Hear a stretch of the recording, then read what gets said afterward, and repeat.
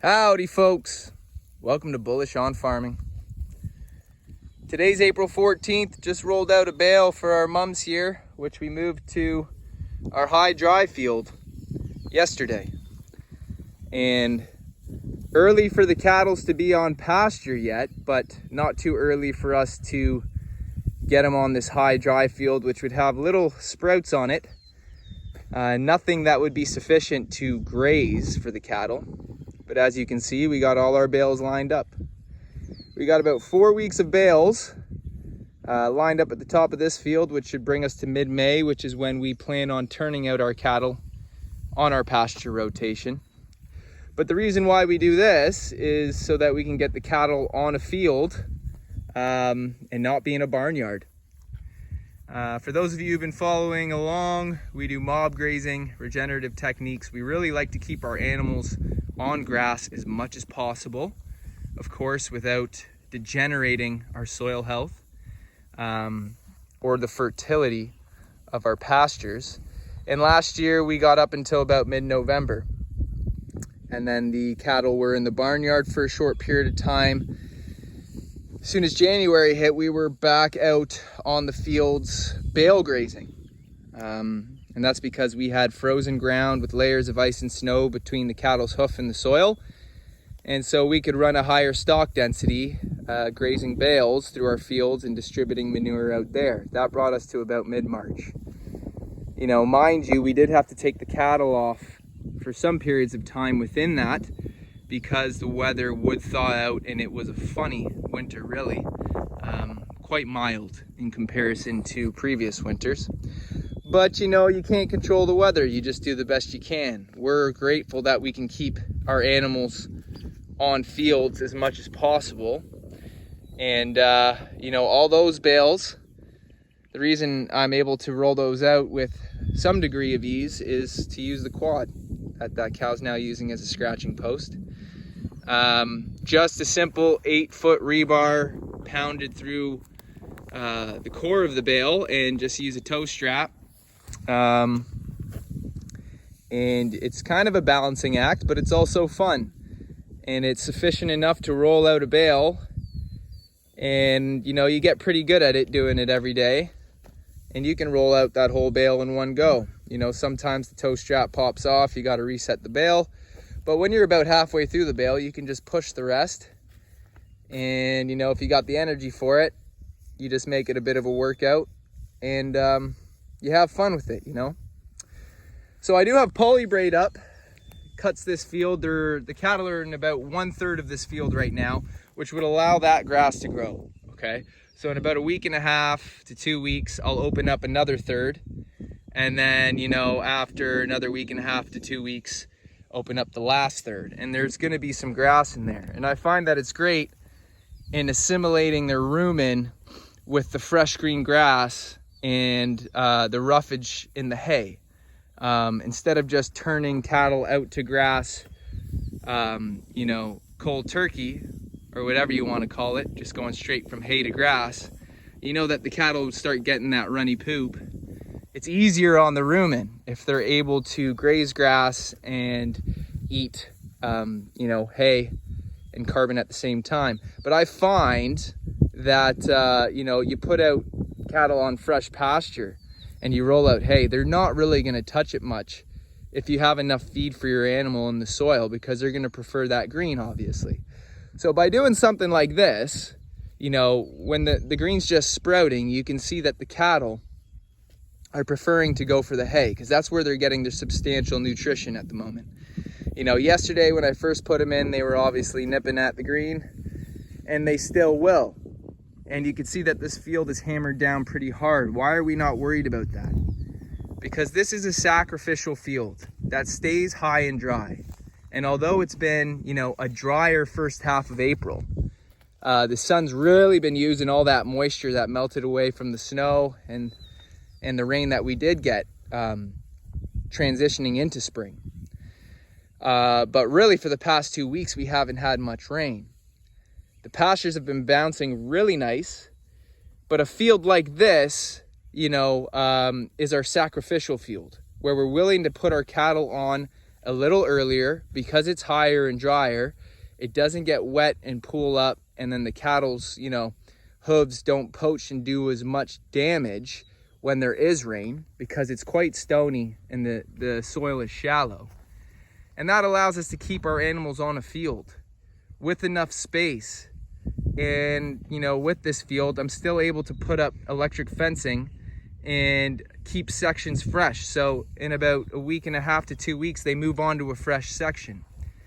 And so the cattle aren't just in a permanent confined setting where they're just staying for an extended period of time. All right. Of course, we would never treat a normal pasture like this, because it would be overgrazed by any measure. But again, being able to do something like this, spread the cattle's manure throughout this field and really kind of work to regenerate it, laying out all this carbon, all those bales are going to be rolled out on this field. So it offsets all the manure and nitrogen laid down on this field. And 2 years of that type of treatment, you give this field, after that 2 years, a full year to express itself and grow out. And it has absolutely everything it needs to start thriving and be much better than where it was before. And so that works with us right now, because if we want to extend the amount of time that our cattle are on grass, this field allows us to do that a month earlier. Now, if we really wanted to and we didn't have enough pasture, last year we got up to about mid-November, mob grazing. But what helped us do that was in the drier drought-like months, although we had grass to continue grazing, we wouldn't have been able to graze as long if I didn't take a 2-week intermission on this field and do exactly what we're doing right now. I think it was in August. And start bale grazing to buy us some time so that the rest of the farm could really grow out those extra inches, and those fields to have that recovery time closer to 60 days, which is what we were at on our farm at the moment. We really like to extend beyond into 80. And, graze right into the freezing temperature where you can't have water in your lines anymore. Because to be out in this field, we have our water line set up and we have our stock tub all the way down there. And usually early April we have those freezing nights still popping in and out, but it's been plus 10 overnight this whole week.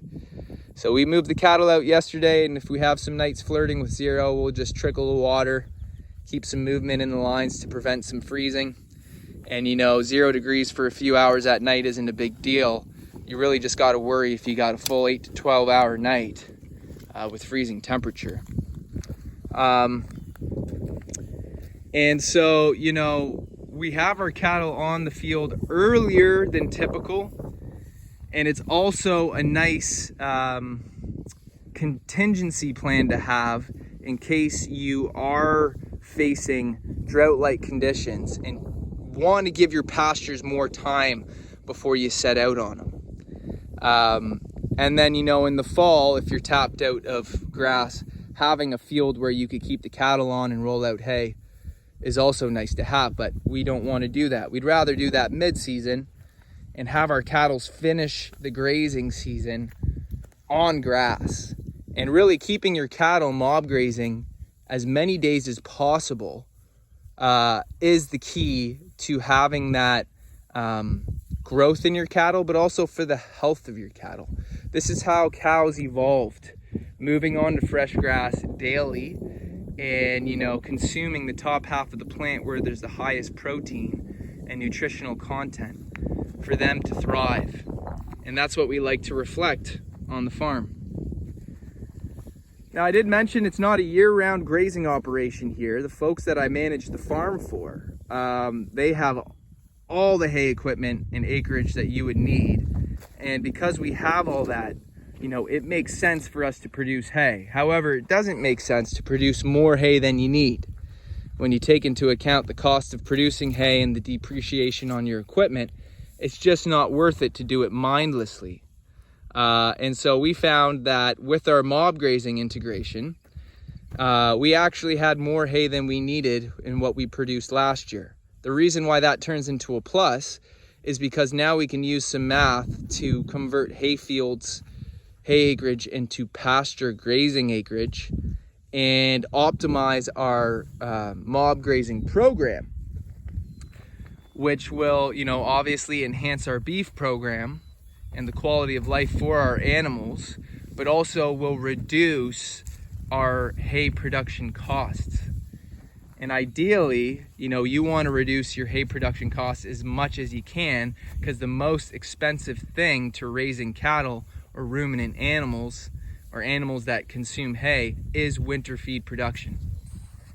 And you increase your grazing program, which is essentially using sunlight and rain, natural elements that'll bless your farm for free, and you reduce the cost-intensive operations on your program, in this case, producing hay. And, that's how you lean things out and optimize your business, and how you keep your farm alive and paying for itself.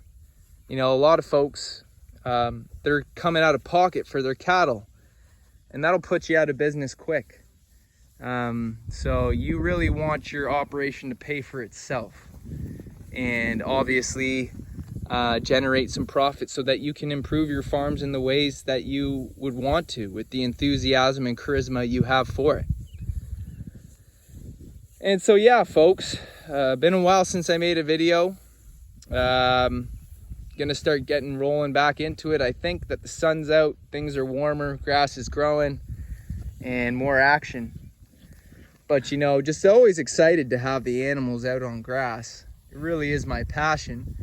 And on my own personal farm, we are aiming to do a year-round grazing program. So hoping to make some fun videos to show how we're able to do that, and show the journey along the way.